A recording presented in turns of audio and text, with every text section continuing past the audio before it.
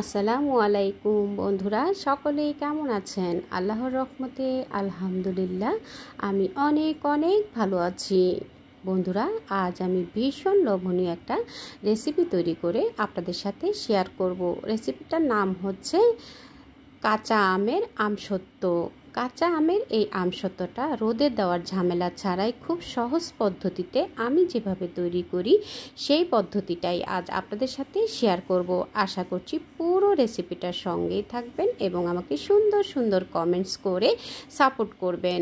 বন্ধুরা, কাঁচা আমের আমসত্ত্বটা কম বেশি সকলেই তৈরি করে থাকেন। আমি যেভাবে এই আমসত্ত্বটা খুব সহজ পদ্ধতিতে তৈরি করি এবং রোদে দেওয়ার ঝামেলা ছাড়া ঘরে ফ্যানের বাতাসে এবং চুলার উপরে দিয়ে আমি যেভাবে শুকাই ঠিক সেই পদ্ধতিগুলোই কিন্তু আপনাদের সাথে শেয়ার করব। বন্ধুরা, আমসত্ত্বটা তৈরি করার জন্য এখানে আমি 3 কেজির মতো কাঁচা আম নিয়েছি। আমগুলোকে আমি খোসাসহ খুব ভালো করে ধুয়ে পরিষ্কার করে নেব। এরপর আমি আমগুলোকে স্লাইস করে কেটে নেব। আপনারা আপনাদের মতো করেই কিন্তু আমগুলোকে কেটে নিতে পারেন। তো বন্ধুরা, আমগুলোকে আমি ভালোভাবে ধুয়ে নিয়েছি। এখন আমি আমগুলোকে খোসাটা ছাড়িয়ে নিয়ে আমগুলোকে আমি এইভাবে করে কেটে নেব, যাতে করে আমগুলো যখন সেদ্ধ করব খুব দ্রুতই কিন্তু আমগুলো সেদ্ধ হয়ে যাবে। তো বন্ধুরা, আমি এভাবে করে আটিটা আলাদা করে নিয়ে আমগুলো শুধু আমের মাংসটাই শুধু নিয়েছি, শুধু আমটা সলিড আমটা নিয়ে এখন আমি চুলাতে বসিয়ে দিয়েছি। তো এখন আমি এখানে কিছুটা পানি দিয়ে দেব। বন্ধুরা, আমি এখানে প্রায় 2 কাপের মতো পানি দিয়েছি। আমি খুব বেশি পাতলা করব না, একটু ঘন করেই কিন্তু আমটাকে জাল করব, যেহেতু আমি রোদে শুকাবো না, তাই আমি অল্প করে কিছুটা পানি দিয়েছি। দিয়ে এখন আমটাকে আমি সেদ্ধ করে নেব। আর এই আমটা কিন্তু সেদ্ধ হতে খুব একটা সময় লাগবে না, যেহেতু আমি খুব পাতলা করে আমটাকে কেটে নিয়েছি। আর আম সাধারণত সেদ্ধ করতে খুব একটা সময় লাগে না, অল্প কিছুক্ষণ জাল করলেই কিন্তু আম সেদ্ধ হয়ে যায়। দেখুন বন্ধুরা, খুব সুন্দর ভাবে আমটা সেদ্ধ হয়ে গলে গেছে। একটু কাছে দাঁড়িয়ে থেকে আমগুলোকে নেড়ে চেড়ে এভাবে করে জাল করে আমি আমগুলোকে গলিয়ে নিয়েছি। এভাবে কিছুক্ষণ জাল করে গলিয়ে নিয়ে এরপর আমি একটু ঠান্ডা করে নিয়ে আমি আমগুলোকে একটা স্ট্রেনার দিয়ে চেলে নেব। তো বন্ধুরা, দেখুন সুন্দরভাবে আমগুলো সেদ্ধ হয়ে গেছে। এখন আমি চুলা থেকে নামিয়ে নেব এবং নামিয়ে একটু নেড়েচেড়ে ঠান্ডা করে নিয়ে এরপর আমি আমগুলোকে চেলে নেব। আপনারা চাইলে গরম থাকা অবস্থায়ও কিন্তু আমগুলোকে চেলে নিতে পারেন। একটু ঠান্ডা করে নিলে চেলে নিতে কিন্তু খুব ভালো হয়। তো বন্ধুরা, আমি এভাবে করে একটু ঠান্ডা করে নিয়ে এরপর আমি আমগুলোকে চেলে নিচ্ছি।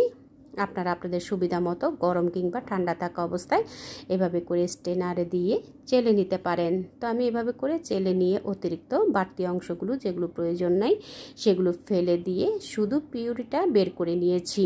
দেখুন বন্ধুরা, একটু ঘন করেই কিন্তু আমি পিউরিটা বের করে নিয়েছি। তো এই পিউরিটা দিয়েই আজকে আমি আমসত্ত্ব তৈরি করব।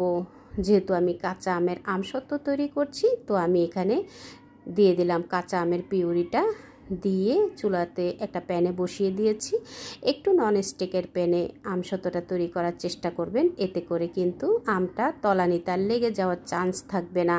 তো বন্ধুরা, আমি একটা ননস্টিকের প্যানে দিয়ে দিলাম, দিয়ে একটু নেড়ে চেড়ে জাল করে নেব এবং সাথে দিয়ে দেব আমি চিনি।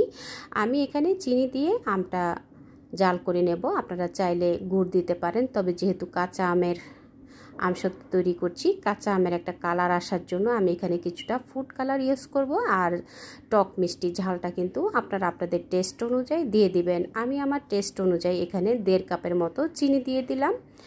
তো বন্ধুরা, চিনিটা দেওয়ার পরে এখন আমি এখানে দিয়ে দেব স্বাদ মতো লবণ এবং দিয়ে দেব আমি চিলি ফ্লেক্স। আমি এখানে 1 চা চামচ চিলি ফ্লেক্স দিয়ে দেব। আর দিয়ে দেব এখানে আমি বিট লবণ।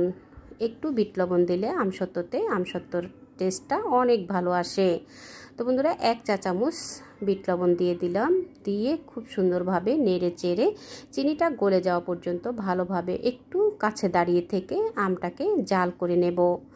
এভাবে কিছুক্ষণ জাল করে নিলে কিন্তু আমের থেকে যে পানিটা আছে সেই পানিটা সুন্দরভাবে বাষ্প হয়ে যাবে এবং চিনি গলে যে পানিটা বের হবে সেই পানি দিয়েই কিন্তু আমটা সুন্দরভাবে কুক হয়ে যাবে।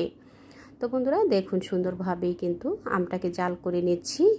এখন যেহেতু আমি আমটা একটু কাঁচা আম দিয়ে তৈরি করছি, তো আমি কাঁচা আমের একটা কালার আসার জন্য এখানে কিছুটা ফুড কালার ইউজ করব।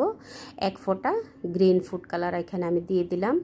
বন্ধুরা চাইলে আপনারা এটা স্কিপ করতে পারবেন, তবে দিলে দেখতে কিন্তু বেশ ভালো লাগে, একটু আকর্ষণীয় হয়, কালারফুল হয় এবং কাঁচা আমের একটা কালার চলে আসে। তো বন্ধুরা দেখুন আমি 1 ফোঁটা গ্রিন কালার দিয়ে ভালোভাবে মিক্স করে নিয়ে আরও কিছুক্ষণ সুন্দরভাবে জাল করে নেব। অবশ্যই বন্ধুরা চুলার পাশে দাঁড়িয়ে থেকেই কিন্তু এই কাজটা করে নেবেন, তা না হলে কিন্তু তলানিতে লেগে যাওয়ার চান্স থাকবে, যেহেতু আমের পিউরিটা অনেকটুকু ঘন, যাতে করে তলানিতে লেগে না যায়। তাই একটু কাছে দাঁড়িয়ে থেকেই কিন্তু কিছুক্ষণ পর পর একটু ঘন ঘন নেড়ে চেড়ে জাল করে নিলেই কিন্তু সুন্দরভাবে আমসত্ত্বটা তৈরি হয়ে যাবে। তো বন্ধুরা আমি কিছুক্ষণ পর পর নেড়ে চেড়ে জাল করে একটু যখন ঘন হয়ে আসবে তখন আমি নামিয়ে আমি আমসত্ত্বগুলো বড় বড় ছেনিতে আমসত্ত্বগুলোকে শুকিয়ে নেব। তো কিছুক্ষণ এভাবে করে জাল করে নিচ্ছি এবং আমি একটু চেক করে দেখব আমসত্ত্বটা। দেখুন কিছুক্ষণ জাল করার পরেই কিন্তু অনেকটুকু কমে গেছে এবং পানিটা কিন্তু বাষ্প হয়ে গেছে। তো বন্ধুরা এখন আমি একটু চেক করে দেখব, একটু বাটিতে নিয়ে খুব দ্রুতই যদি পড়ে না যায় তাহলে বুঝে নিতে হবে আমসত্ত্বটা তৈরি করার জন্য এখনই পারফেক্ট পিউরিটা তৈরি হয়ে গেছে।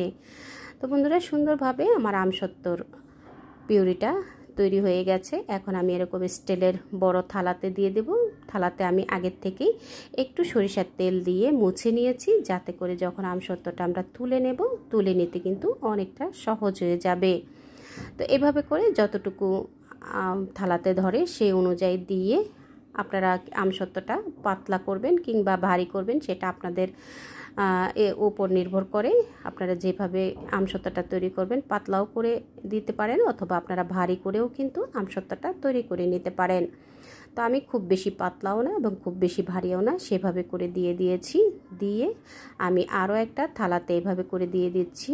আমি কিন্তু আগের থেকেই থালাটাকে একটু সরিষার তেল দিয়ে মুছে নিয়েছি। বন্ধুরা অবশ্যই একটু সরিষার তেল দিয়ে মুছে নেবেন, এতে করে যখন আমসত্ত্বটা শুকিয়ে যাবে তুলে নিতে কিন্তু অনেক সহজ হবে। তো একইভাবে বাকিগুলো আমি আরও একটা অন্য শ্রেণীতে আমি দিয়েছি। দেখুন বন্ধুরা বড় ছড়ানো একটা শ্রেণীতে দিয়ে আমগুলোকে আমি এভাবে ফ্যানের বাতাসে আমসত্ত্বটাকে শুকিয়ে নিয়েছি। আমি মাঝের মধ্যে একটু চুলার উপরে তাওয়া বসিয়ে দিয়ে সেখান থেকেও কিছুটা এভাবে করে কিছুক্ষণ বসিয়ে রেখে রাতের বেলা আমি এভাবে ফ্যানের বাতাসে দিয়ে রেখেছি। এভাবে করেই কিন্তু আমার আমসত্ত্বটা শুকিয়ে গেছে।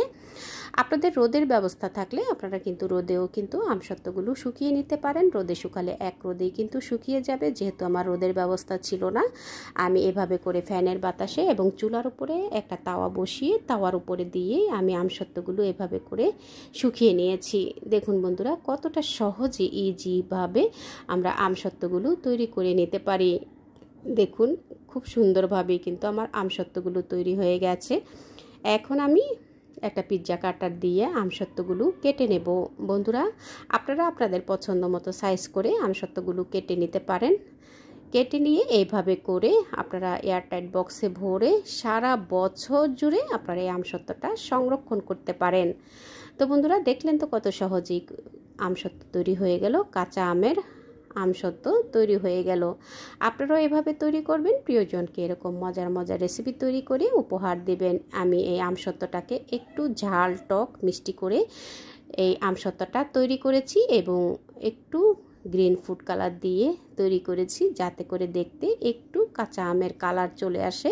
সেভাবে করে আমি আমসত্ত্বগুলো তৈরি করে নিয়ে এখন তুলে নিয়ে এভাবে করে কেটে নিয়েছি। আপনারা আপনাদের পছন্দ মতো সাইজ করে কেটে নিতে পারেন। তো বন্ধুরা দেখুন খুব সহজ পদ্ধতিতেই কিন্তু রোদে শুকানোর ঝামেলা ছাড়াই অনেক সুন্দরভাবে তৈরি হয়ে গেল কাঁচা আমের আমসত্ত্ব। কাঁচা আমের এই আমসত্ত্বটা ঝাল টক মিষ্টি টেস্টে আমি তৈরি করেছি। আপনারা চাইলে শুধু মিষ্টি কিংবা শুধু টক করেও কিন্তু আমসত্ত্বটাকে তৈরি করে নিতে পারেন। তো বন্ধুরা আপনারাও তৈরি করবেন। আমার এই রেসিপিটা আপনাদের কাছে কেমন লাগলো কমেন্টস করে জানাবেন। আপনাদের লাইকস এবং কমেন্টস আমার নতুন নতুন রেসিপি তৈরি করতে অনেক উৎসাহ দেয়। বন্ধুরা, রেসিপিটা যদি কোনো অংশে আপনাদের কাছে একটু হলেও মনে জায়গা করে নেয়, প্লিজ বন্ধুরা আপনারা আপনাদের টাইমলাইনে শেয়ার করে দিয়ে আপনাদের ফ্যামিলি ফ্রেন্ডসকে দেখার সুযোগ করে দেবেন। আল্লাহ হাফেজ।